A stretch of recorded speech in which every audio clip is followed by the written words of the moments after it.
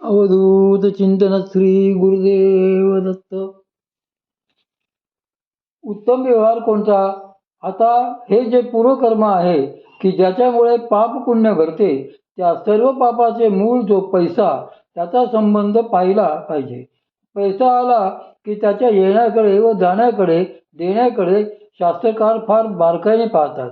म्हणून गीतेच्या 17व्या अध्यायात श्रीकृष्ण भगवंतांनी दान यावर सत्वगुणात्मक, रजोगुणात्मक व तमोगुणात्मक असे दानाचे प्रकार करून ते समजावून सांगण्याचा जो प्रयत्न केला आहे तिकडे पाहू. दातव्यमिति यद्दानं दीयतेनुपकारिणे देशे काले च पात्रे च तद्दानं सात्विकं स्मृतम. या श्लोकावर श्री ज्ञानेश्वर महाराजांनी फार भारीचे वर्णन केले आहे. तरी स्वधर्मा आर्तो ते जे जे मेला आपण याते ते ते जिजे बहुते सन्मानमयोगे. सुरुवातीस तरी शब्द वापरून माऊलींनी सूचना दिली आहे की जर तुम्हाला मानवदेहाचे सार्थक करायचे असेल तर तुम्ही स्वधर्माप्रमाणे पैसे मिळवा. याच अर्थाचे श्री संत तुकाराम महाराजांचे म्हणणे आहे, जोडून या धन उत्तम व्यवहारे उदास विचारे वेच करी. आमची आई यासाठी एक उदाहरण देत असे. एका मनुष्यावर येऊ नये तो प्रसंग आला. लाडात वाढलेली मुलगी पुढे छांदिष्ट बनली. तिच्या मोठेपणाच्या कल्पनेचा एका चतुर म्हणजे नीच माणसाने फायदा उपटला. श्री ज्ञानेश्वर महाराजांनी त्यासाठी एक चांगला शब्द वापरलेला आहे, संव चोर. संव म्हणजे सभ्य चोराची मैत्री चांगली वाटते, परंतु राजमार्ग संपून अरण्य लागले की तो याचा खून करतो. यासाठी सभ्य असभ्य हे कळावे लागते. परंतु वरून गोड गोड बोलून त्या मुलीस थापा मारून त्या मुलीच्या म्हणण्याप्रमाणे वागून आपले काम संपताच त्या मुलीकडे डंकून न पाहणाऱ्या अशा एका नीच तरुणाने तिला एकदा फसविले. त्याचा परिणाम व्हायचा तोच झाला. त्या मुलीस दिवस राहिले. अर्थात ही गोष्ट त्या मुलीच्या लक्षात आल्यावर तिला जरी कृतकर्माचा पश्चाताप झाला असला तरी करणार काय? ही गोष्ट तिने आपल्या आईच्या कानात घातली. आईने ती त्या मुलीच्या वडिलांच्या कानावर घातली. त्यामुळे पुष्कळ आरडाओरडा, रडारड जरी झाली तरी मार्ग काढणे जरुरीचे होते. त्याप्रमाणे ते एका डॉक्टरकडे गेले. त्या डॉक्टरने पाहिले की बरी खिंडीत कोली सापडली आहे. म्हणून त्या डॉक्टरने एवढे रुपये पडतील तर यातून मोकळे करतो असे अडविले. अडलेल्या माणसांचा नाईलाज असतो. त्याप्रमाणे त्या मंडळींनी पैसे देऊन आपली मुलगी अडचणीतून बाहेर काढली व आपली अब्रू सांभाळली. परंतु त्या डॉक्टरने नाडून घेतलेला पैसा त्याला मिळाला. असा पैसा मिळवता त्याने मोटार, बंगला वगैरे जरी घेतले असले तरी ते महापापच. डॉक्टरांची दुसरी गोष्ट. अशीच दुसरी हकीकत, त्यांनाही डॉक्टरांची मदत घ्यावी लागली. तो डॉक्टर होता सेवाभावी. त्याने त्या आई वडिलांना आश्वासन दिले व त्या मुलीस मोकळी केली.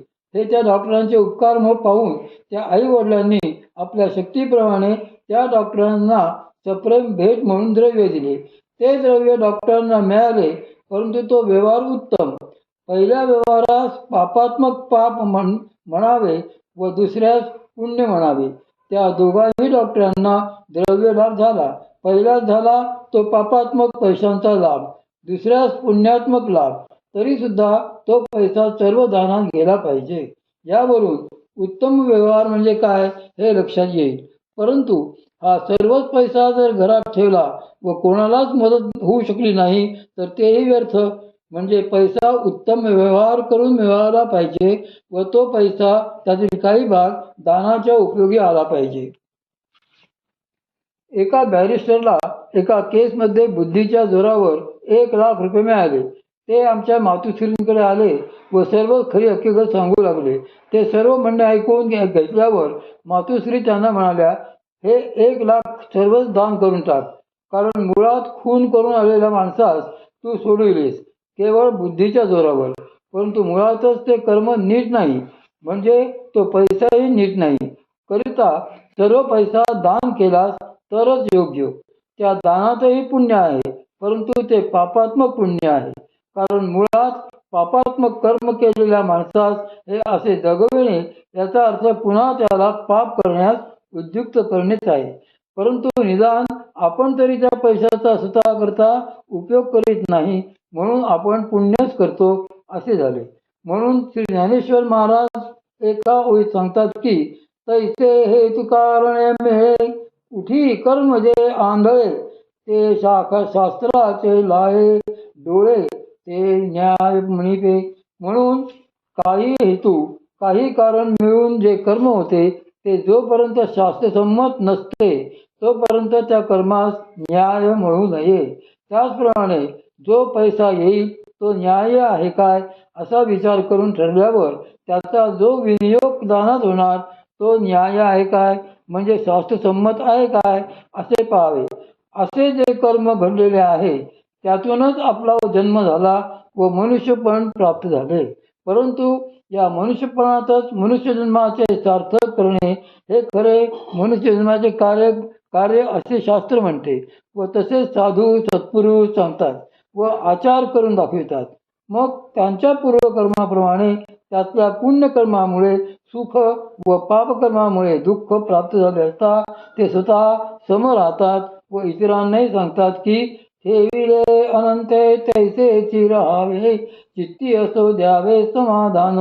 म्हणून पूर्वपुण्य व पाप यावर मिळालेला जन्म सफल करण्यासाठी श्री गुरूंची भेट झाली. साधना म्हणजे शक्तीसहित मिळाली तरी साधकाने साधना सोडू नये हे लक्षात ठेवावे. सुकृताचे स्पष्टीकरण श्री संत ज्ञानेश्वर महाराज आपल्या एका अभंगात म्हणतात, पूर्वजन्मी सुकृते थोर केली ती मद आणि आजी फळाची आली. मनुष्याने जन्म घेतला म्हणजे कृत्य होणारच, परंतु सुकृत्य असेल तर त्याचा उपयोग.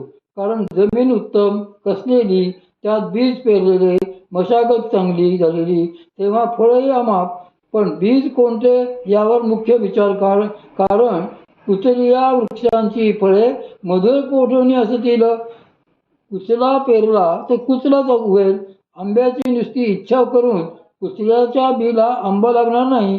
तसे माऊली म्हणतात, पूर्वजन्मात सुकृतेच फार केली आणि ती फळाला आली. अर्थात सुकृत्यांना फळेही उत्तमच. यासाठी काय काय सामग्री पाहिजे ते या ओळीत श्री ज्ञानेश्वर महाराज सांगतात. अनर्ज रत्न हाता चढे ते भांगाराची ओढी पडे दोन्ही झाली तरी न जोडे लेते अंग. यात प्रथम काय तर उत्तम म्हणजे खऱ्या रत्नाचा लाभ तो व्हायचा म्हणजे महामुश्किल, परंतु दैव चांगले म्हणून रत्नाचा लाभ झाला. आता जरी रत्न हातात आले तरी ते नुसते रत्न मुठीत ठेवता येत नाही, त्यासाठी सोन्याची जरुरी. पुढे प्रत्येक प्रयत्नाने सोने मिळाले. आता जवळ रत्नही आहे व सोनेही आहे तरी काही उपयोग नाही. एका डबीत रत्न तर दुसऱ्या डबीत सोने. पुढे त्या रत्नात सोन्यात बसविणारा कारागीर म्हणजे सोनार कोंदण काम करणारा भेटला. तेव्हा त्या सोनाराने आपल्या बुद्धी कौशल्याने त्या सोन्यात ते रत्न बसवून दिले. पण योगायोग असा की अंगठी रत्नाची तयार झाली आणि पूर्वकर्म आडवे पडले. अपघातात हाताचे बोट निकामी झाले. बोटाविना अंगठी निकामी. आता पहा, उत्तम अंगठी सोन्यात रत्न बसविणारा तो कारागीर उत्तम, परंतु ज्या अंगाच्या भागावर ती घालावी ते बोटच निकामी. त्यामुळे अंगठी असून उपयोग नाही. माऊलींनी हा दृष्टांत का दिला तर स्वयंभू असलेला परमात्मा हा त्या रत्नाप्रमाणे आहे.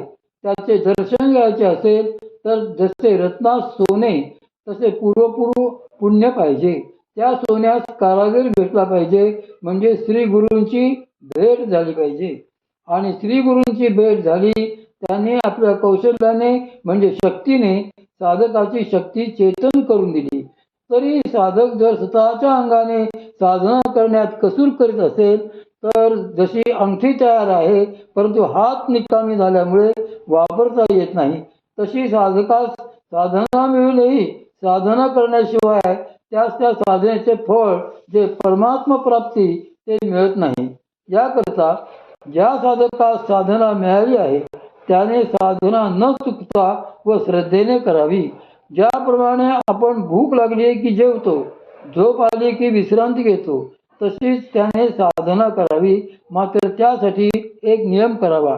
आता नियमाची हा एकला जीवे करावा आपुला. तो म्हणजे ज्या दिवशी साधना होणार नाही त्या दिवशी जेवण बंद. अशा कराराने साधना केली की परमात्म प्राप्ती फार सुलभ आहे. म्हणून श्री संत तुकाराम महाराज सांगतात की लागोनिया पाया विलंबितो तुम्हाला. श्री संत कान्होबाराय महाराज साधकांना म्हणजे मुमुक्षांना सांगतात व विनंती करतात की लक्ष लावून राहा गोविंदी गा. सतत साधना करून गोविंदाला आपलेसे करून